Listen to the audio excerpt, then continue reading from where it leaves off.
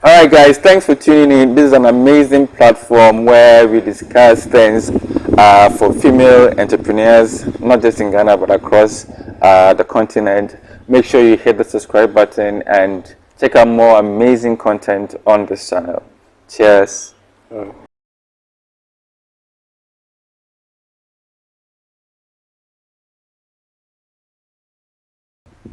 Hello everybody, welcome to Just for Women Africa. My name is Olaleka Amosa, the founder of Just for Women Africa. And today on the show, I'm sure he doesn't need an introduction. Everybody knows him, but for international viewers outside Ghana, in the rest of Africa, Europe, America, I'm sure he does need some introduction. So could you just kindly introduce yourself?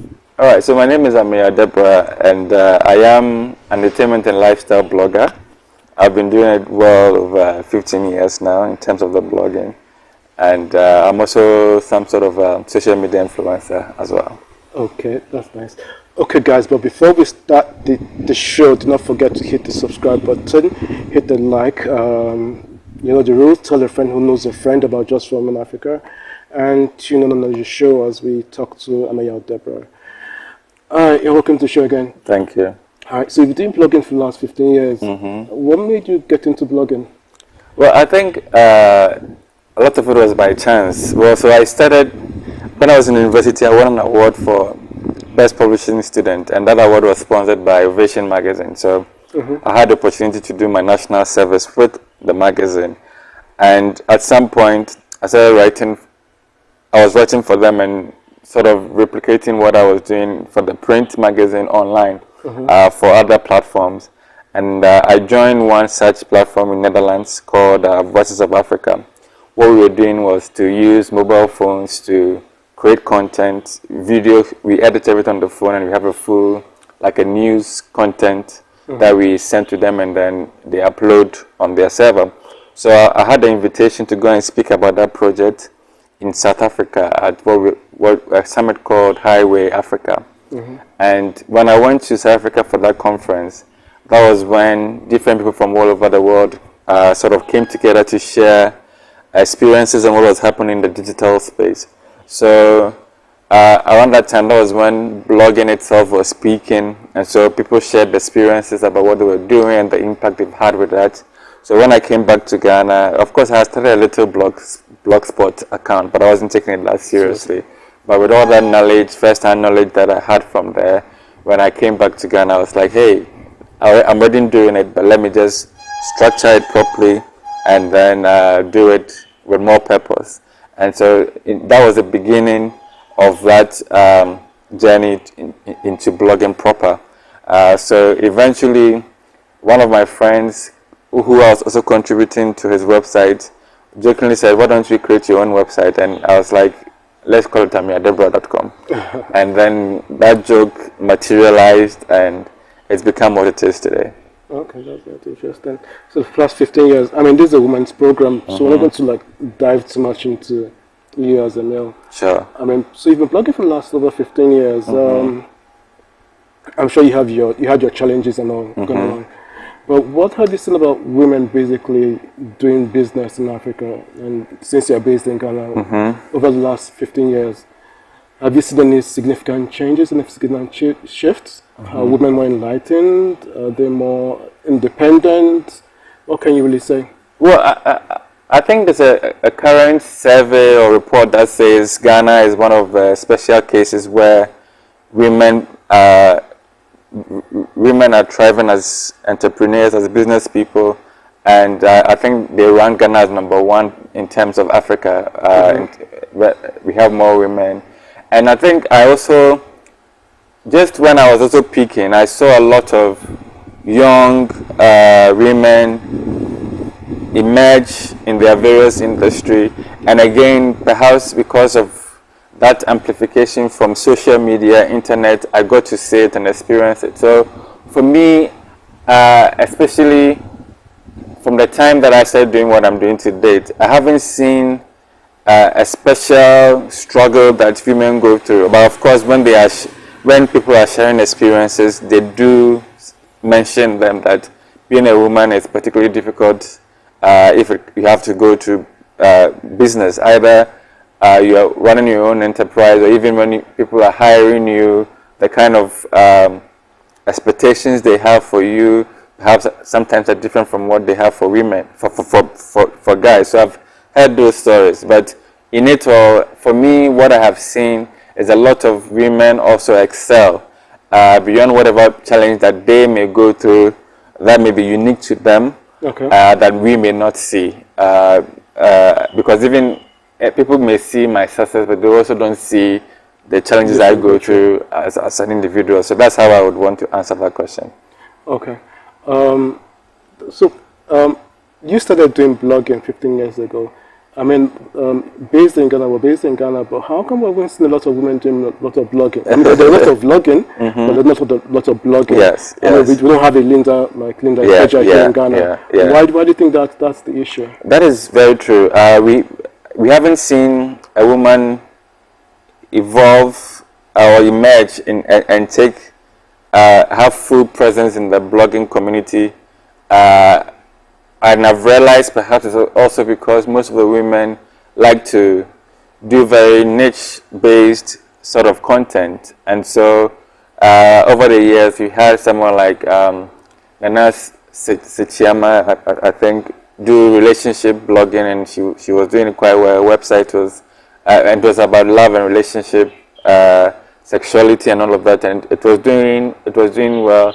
And we've also seen people emerge in lifestyle, food also, but those ones, you have to be interested in what they are doing to sort of know they exist and consume their content, whereas the guys in the space are doing more general stuff, more entertainment and content that cuts across a more sort of a mass audience, and so they are more visible. Whereas the few women that are in the space have been very specific in what they do. So again, perhaps that's the reason. But in the general space of media journalism, you realize that the women are fully present. And if you take a channel like perhaps TV3, for instance, you probably are likely to see more women in hosting, presenting duties than you find men on screen. So I think it is quite well balanced in terms of the media landscapes in general. Okay. So what do you think is the future basically for women? Because like you mentioned, I mean, a lot of women talk about all these challenges they go through, that they feel it's a man's world, they get harassed at work. They talk about equal pay in jobs, I mean, in sports, for instance. Do you think those things are ever going to change? Do you think women will actually get to the point of where they actually get equal pay as men? Or they're going to always have to keep on fighting for their rights? Well, I don't think, I think it depends in every sector. For instance, if you're in the banking space and you have a position as a head of a branch, no, I don't think you're going to earn less because you're a woman compared to what your fellow man would earn. In terms of sports, when it comes to equal pay, and all, I can understand it in that specific sector. Because, for instance, if you take the likes of football for a very long time has been dominated by men. The excitement, the followership has been for the men game. And now the women is also taking grounds. People are watching it, but you wouldn't say it's on the same level as the men. And so perhaps even when it comes to sponsorship and the general turnout in terms of money from the game for women football, it wouldn't be the same as men. So until we really get that same patronage and level of audience for it, then you know that this game is generating, say, $1 million, and the other one is generating $1 million. Then you can say it's time for everybody. Yes. So I think it's a sector-on-sector sort of situation, and I don't want to believe that in a business somebody will pay somebody lesser because the person's a woman. I think we've come to the stage where people are being hired based on their credentials, and they're being paid based on what they deliver or can deliver. And perhaps in a more distant past, it wasn't like that, but a lot of the spaces are changing. And in recent times, I've seen women take leadership roles in IBM in Ghana, and Vodafone in Ghana, and all of that. And I think those leaders in Vodafone, I don't think they're being paid less because they are women. And there are certain good examples in terms of inspiring other women, yes, but also once they deliver, they are creating a case that yes, when the woman is given the opportunity, she can deliver equally as a man. And so we are having these examples, and the more and more we have them, then we see some sort of breaking away from that mentality and mindset that some jobs are just for women or for men. Yeah. Okay, let's go back to that article you spoke about. I read that article. It was done by the MasterCard Foundation, where they said Ghana, Nigeria, and some few other countries are ranking high in terms of women in entrepreneurship. Why do you think Ghana is ranked high when it comes to women in entrepreneurship in Ghana? What do you think are some of the attributes that? Well, I think women have always been very entrepreneurial in Ghana, and especially when you go to the informal sector, a lot of activity there is driven by women.